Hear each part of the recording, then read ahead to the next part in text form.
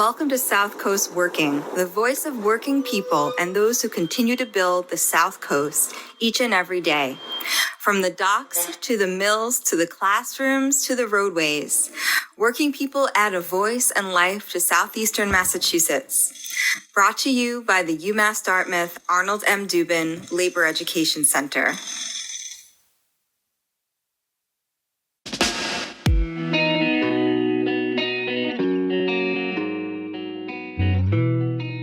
Welcome to South Coast Working. I'm Kim Wilson. Today we have something a little different for you. The UMass Dartmouth Dubin Labor Education Center recently celebrated our 50th anniversary, where AFL-CIO President Liz Shuler received the Dubin Award. As a proud and aggressive leader of 15 million workers, she has worked hard to unite our unions, advance the organizing of new unions, and pursue justice for them and the majority of Americans. She's also shown that every union member can aspire to leadership in America's labor movement. Today, we're sharing her speech from the banquet honoring her work. Wow, good evening. Thank you. I'm pinching myself. Hopefully everyone's adult beverages are refreshed because I have about a 45-minute speech. I stand between you and dinner. Buckle up. No, I want to thank Chrissy. Oh my gosh, what an incredible introduction. I hope to live up to that. But I just want to thank Chrissy for her incredible leadership. And we worked together at the State House, so I got to see her in action today. As I always do, I'm in awe. And the leadership that you have shown with the State Federation has been just absolutely top drawer. And what you and Kevin do together as a team, I just want to say thank you. You're leading in a time of great tumult. So thank you so much for that. Steve and I get to sit next to Steve Tolman, who we, of course, adore and thank for what you've built and set up. I think, not many labor leaders really think about succession. And you did it deliberately. And thank you for your leadership over these many years. And Lisa, I'll have to thank Lisa, thank you for going through that cataloging of the accomplishments, because that made me feel so good. It's like, yeah, we're fighting. We're winning. Even in this environment, we got to take stock of that. So I appreciate you so much and your team, because it's about building solidarity. And it's about building unity, and that's really hard to do in these times. And of course, I have to thank Kim for your leadership as well, directing the Labor Education Center, and for all that you and your team do. Because, you think about all the labor educators, and we haven't spent much time. We thanked everyone in the room, I think. Does anyone feel that they haven't been thanked? No hands went up. But I do want to say that the educators are our labor family.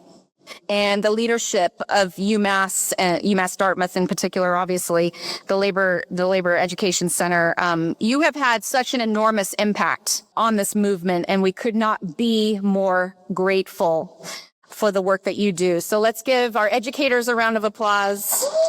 Our students, who we heard from, community partners, supporters, those who've contributed tonight. Thank you. It's truly an honor to be here tonight. And I would say I love seeing my name on a banner and everything, but I'm truly up here because there are 63 unions and 15 million working people standing here with me, many of whom are represented in this audience tonight.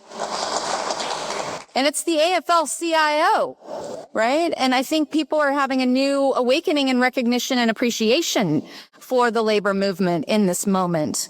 And really having the opportunity to be here on such a meaningful anniversary as well. 50 years. And we are here because of labor history. Let's be honest. I'm here because of my parents, Lance and Joyce Shuler, who, everyone knows, Of course, I'm from Oregon, as was said, but my parents were the ones who were the early organizers in my family in Portland, Oregon. And my dad was a member of the IBEW. My mom was an early organizer with clerical workers. I worked for the same company my family did, for years. And it was a tradition in our family. And when Enron bought our electric utility and drove it into the ground and my father lost his pension, that is what spurred my activism and dedicating my life to this movement.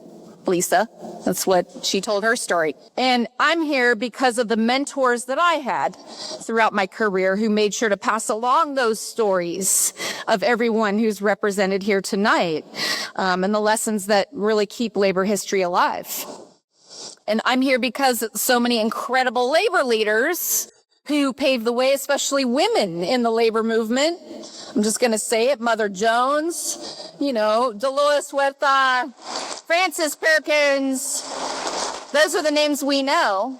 But the incredible women who haven't been as celebrated, like Sally Winters and Hannah Borden and Mary Healy, who fundamentally changed what was possible for women in labor in Fall River and the textile mills so many years ago. All of that history is what made my story and so many other stories possible. Every worker in this country, whether they're in a union or not yet in a union, we stand on the shoulders of those stories every single day. And I think about this building that we're in tonight. And thank you, Jim Snow and Dan, for, the history that's been cataloged where almost 100 years ago, the scabs were seen entering Kilburn Mills by boat from over on Clark's Cove in the middle of the strike. And the unions gathered thousands of people to picket the mill nonstop for 2 days. Even fishermen who picketed by boat. 12,000 people who came out to watch the picket lines. And they asked Jack Rubenstein, one of the organizers, why it worked. And you probably know this story. And he said, we went through every neighborhood early in the morning where every single working family lived. And we banged trash can covers together. And you either went on the picket line or you didn't go on the picket line, but you damn sure got up. And these attacks on working people and our unions over the past 8 months, they've been on a scale that we have never seen before. And it's time for every single one of us in this movement to bang on those trash cans and wake every whipper in this country up. Ripping away the collective bargaining rights of our federal workers in the single biggest act of union busting in American history. Masked agents in unmarked vans rounding up members of our community, peaceful, hardworking people who have done nothing but come here and work for a better life. Passing laws that rip away the services working people count on, services that we have paid for and earned, to give billionaires another tax break they do not need? Yeah, that's right.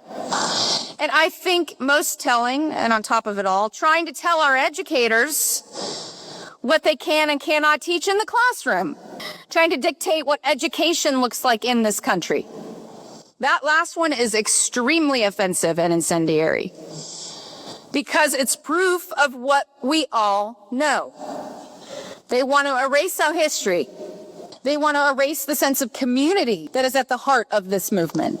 They want this generation coming up to not know that people before them have stood up to autocrats and authoritarians and powerful interests and fought back with solidarity. Yeah. Which is why this moment and the work of this center is more important than ever. The reason this administration has been so hell-bent on attacking our unions, the reason authoritarians are so relentless about coming after our schools and our centers of education, it's because they know the single biggest threat to their power is an educated and empowered working class. Every single day here at this center, The importance of our democracy and our labor movement are reaffirmed. To see you all bringing history alive for our young people, give them organizing experience on the ground and help them learn what it means to be part of a community and live in solidarity, rooting them in the values of justice and dignity and freedom of all people. It is deeply moving and inspiring. It's the absolute key to moving our country forward, especially out of this moment. And we are going to fight to protect these stories, our history, and our right to teach our young people with everything we have. So I'm here to just say thank you once again for this incredible honor. Thank you for 50 extraordinary years. And here's to the next 50. Thank you, thank you. More to come. Solidarity forever. I would like to present the Dubin Award to Liz Shuler. All right, thank you. That was Liz Shuler, president of the AFL-CIO. For more information on the Labor Education Center, check out the resources linked in our show notes. Thanks for listening.